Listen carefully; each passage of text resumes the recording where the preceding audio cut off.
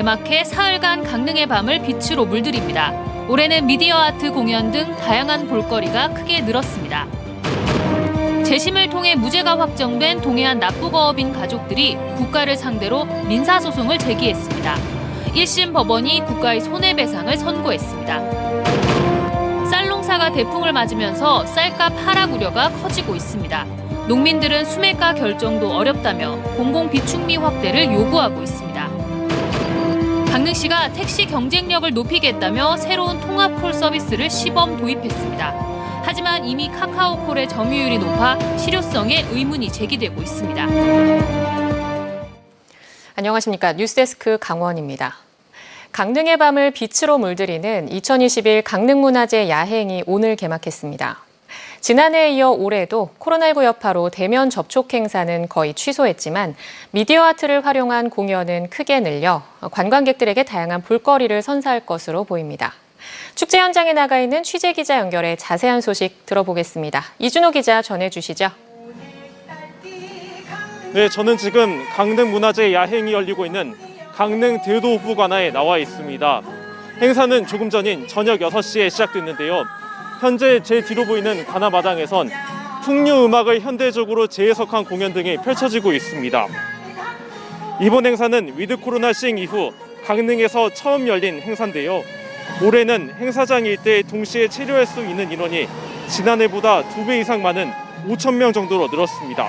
하지만 코로나19 영향으로 먹거리 판매 등과 같이 직접 대면하는 행사들은 거의 취소됐는데요. 대신 이번 축제의 주제인 빛으로 깨어나는 천년의 관아에서 알 수 있듯 미디어 아트 등을 활용한 볼거리 행사가 지난해보다 2배 가까이 늘었습니다.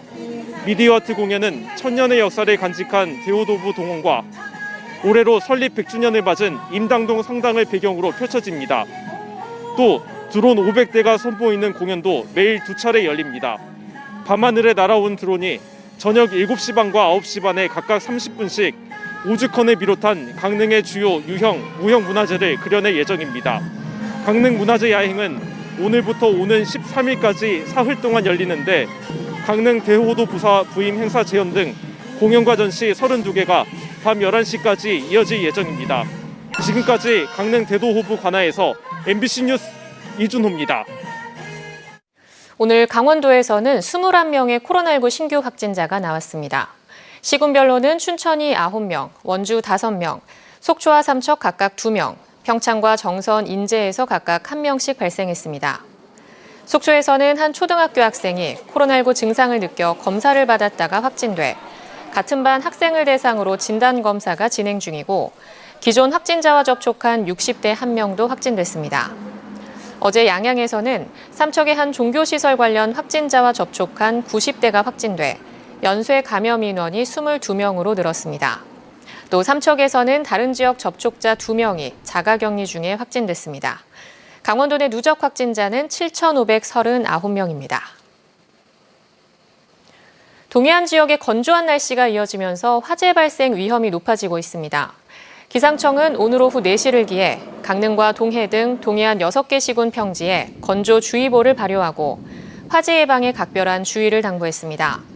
또 산지에는 강풍주의보가 내려진 가운데 내일까지 순간 최대 풍속 25m 이상의 강한 바람이 불 것으로 예보했습니다. 내일 아침 최저기온은 강원 내륙이 영하 3도 내외, 산지는 영하 5도 안팎, 동해안은 영상 1에서 3도로 오늘보다 2도가량 더 떨어지겠습니다. 1971년 고성 앞바다에서 멸치잡이 조업을 하다 납북된 뒤 1년이 지나 돌아와 반공법과 수산업법 위반 등으로 어민 5명이 복역한 창동호 사건이 있었습니다. 지난해 재심에서 이들에 대한 무죄가 확정돼 이후 유가족들이 국가를 상대로 민사소송을 제기했는데요. 법원이 이들의 일부 승소 판결을 내렸습니다. 김인성 기자입니다. 지난 1971년 5월 당시 고성 아야진 앞바다에서 멸치잡이 조업을 하던 창동호는 북한 경비정에 의해 납치됐습니다. 당시 창동호엔 선장 김모 씨 등 6명이 타고 있었는데 이 가운데 1명은 납북 과정에서 숨졌고 5명은 1년 뒤 돌아와 반공법과 수산업법 위반 등으로 100일에서 399일까지 복역해야 했습니다. 선장 김 씨를 비롯한 피해자들의 유가족들은 오랜 세월 빨갱이 가족이란 오명을 뒤집어 쓴 채 살아야 했고 결국 재심을 청구해 지난해 무죄가 확정됐습니다. 신죄가 얼마나 큰지요? 해가지고 조금만 꼬투리, 이 방공백 꼬투리 쓰면 다 됐어요, 직장에. 온 가족이 다 그렇게? 그럼요, 온 가족 다 그렇죠. 온 가족이니까. 이제 그러나 조그만 개인업체 같은 것은 이제 가서 하지만 그래도 뭐 사람 한 7, 80, 한 100여 명 있는 그런 회사들은 신죄 가면 다 걸렸어요. 너무 늦게 누명을 벗은 게 한이 된 70대 아들은 눈물을 흘립니다.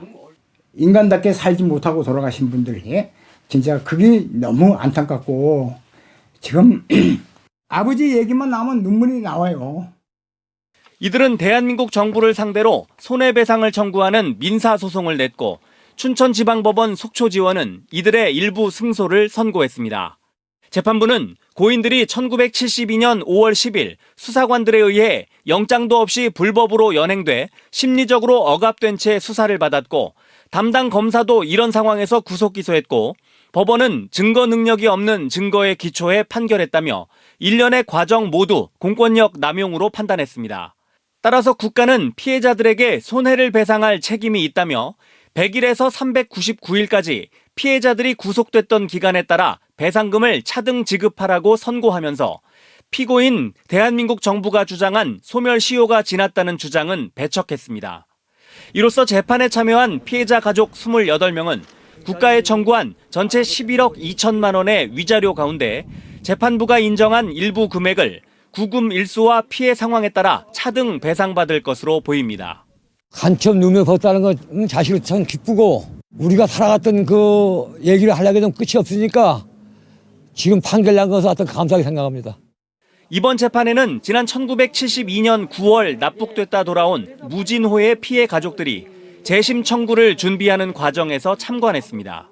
신청 안 하려고 했어요. 생각지도 안 하고 있다가 가만히 이렇게 있어 보니까 안 되겠더라고요. 이거는 밝힐 건 밝히고 넘어가야 되겠다 싶어서 이번 판결은 일부나마 국가의 배상 책임을 인정했다는 데 의의가 있습니다.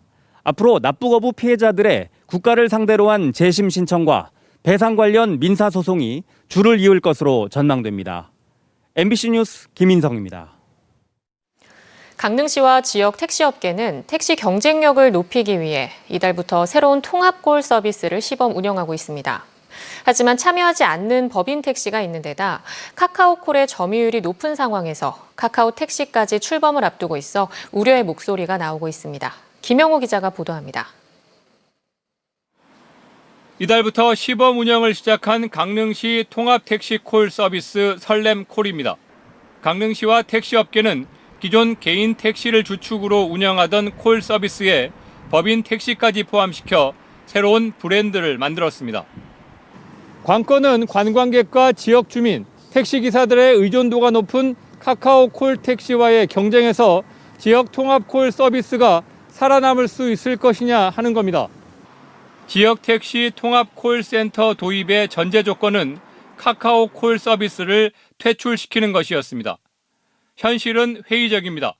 세계 법인 택시 회사는 통합 콜에 불참했고 시범 운영에 참여하고 있는 택시 기사들마저 카카오 콜을 함께 받고 있다는 주장이 제기됐습니다. 카카오 콜을 안 받으면 지금 수입이 없으니까 회의를 해서 카카오 콜을 그냥 받아라. 연말까지만.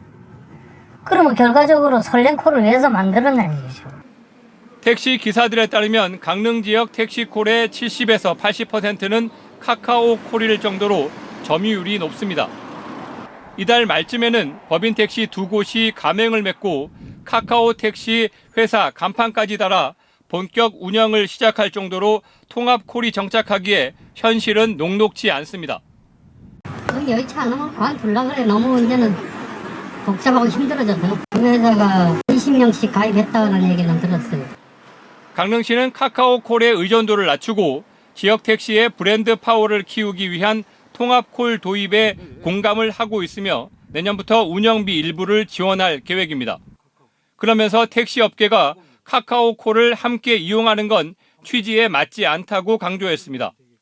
서로 간에 어떤 믿음이 깨진다 그러면은 시에서도 이게 그 믿음이 깨지는 상황에서 또 계속 진행을 하기도 어렵고 그런 게 이제 전제 조건이 돼야지만 택시업계 대표들로 구성된 강릉시 통합콜 운영위원회는 뒤늦게 말을 바꿔 오는 16일부터는 카카오콜을 받지 말 것을 택시 기사들에게 공지했는데 택시 기사들이 동참할지는 미지수입니다. MBC 뉴스 김영호입니다.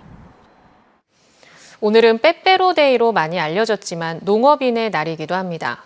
올해 강원도뿐 아니라 전국의 쌀 농사가 대풍을 맞으면서 농업인들은 벌써부터 쌀값 하락 걱정에 근심이 큰데요. 수매가 결정에도 어려움이 예상되고 공공비축미를 확대해달라는 요구도 거세지고 있습니다. 김진아 기자입니다. 원주 문막의 미국 처리장입니다. 창고에 다 들어가지 못한 쌀들이 마당 한가운데 적재됐습니다. 올해 원주 문막의 쌀 생산량은 7,100여 톤으로 지난해보다 28.2%, 1,600톤이나 늘었습니다. 긴 장마에 태풍 피해가 있었던 지난해와 달리 올여름 계속된 무더위는 벼농사엔 더할 나위 없이 좋았기 때문입니다. 도내 쌀 생산량도 지난해 12만 7천 톤보다 22% 증가한 15만 5천 톤에 달할 것으로 추정되는데 지난 5년 동안의 최대치입니다. 기후가 좋아 벼농사가 대풍인데다 15년 만에 처음으로 쌀 재배 면적도 500헥타르 늘어난 영향입니다. 지난해 수매가가 크게 인상된 데다 논에 다른 작물을 재배할 경우 지원되던 사업이 중단되면서 다시 벼 재배가 늘어난 겁니다. 문제는 1인당 연간 쌀 소비량이 10년 새 15kg이나 줄어드는 등 감소세를 보이고 있다는 겁니다. 생산량 증가와 소비 부진에 따른 쌀값 하락이 예상되면서 수매가 결정에도 난항이 예상됩니다. 일선 농협 측은 지난해 생산량 감소에 따른 농가의 어려움을 덜기 위해 수매가를 크게 인상한 데다 저가인 남부지방 쌀과의 가격 경쟁력이 떨어지는 문제 때문에 수매가 추가 인상은 불가능하다는 입장입니다. 지금 저 아래 지역에서는 수매 가격을 지난해보다도 더 적게 결정이 되고 있습니다. 그래서 지난해 가격으로 저희가 수매를 한다 하더라도 적자폭은 더 많이 발생될 것으로. 실제로 철원 지역은 작년에 수매가를 인상한 데 이어 올해도 40kg 기준 8,000원 이상 올렸는데 쌀값은 오히려 20kg당 5,000원씩 할인해 파는 등 벌써부터 출혈 경쟁을 벌이고 있습니다. 반면 농업인들은 생산비 증가가 반영돼 쌀값이 현실화돼야 한다며 수매가 인상을 요구하고 있습니다. 기계값이나 인건비가 올라갔는데 비료 농약값도 많이 올랐거든요. 쌀값은 올라가는 속도가 좀 늦지 않고 풍년이 됐다고 내리는 게 아니라 풍년이 돼도 기본적인 소득을 만들어주기 위해서는 쌀값을 좀 넉넉히 줘야 된다고 생각합니다. 결국 전국 농축협 조합장들은 민간 차원의 해결이 불가능하다며 쌀 30만 톤을 시장에서 격리하는 등의 수급 불균형 해소 대책을 세워달라는 조합원 서명을 정부와 국회에 전달했습니다. 한편 지난 7월 20kg 기준 6만 1,000원까지 올랐던 쌀 소매가는 5만 5천 원대로 떨어졌습니다. MBC 뉴스 김진아입니다.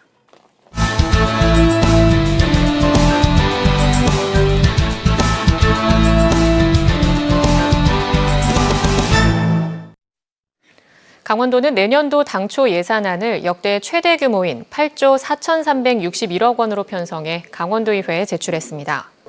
강원도는 정규직 일자리와 일자리 안심공제 등 코로나19 극복 지원을 위해 3,787억 원, 강원 세계 산림엑스포와 강원 상품권 할인 등 지역경제 활력 제고를 위해 2,002억 원, 메타버스 플랫폼 구축 등 4차 산업 대비 미래 전략산업 육성에 2,489억 원을 편성했습니다. 또 육아 기본수당 10만 원 인상 등 고용사회 안전망 강화에 2조 1,211억 원을 반영했습니다. 동계올림픽 알파인 경기장인 정선 가리왕산에 곤돌라 등의 관광시설을 설치하는 것을 놓고 논란이 다시 불거지고 있습니다. 강원 뉴스 마칩니다. 고맙습니다.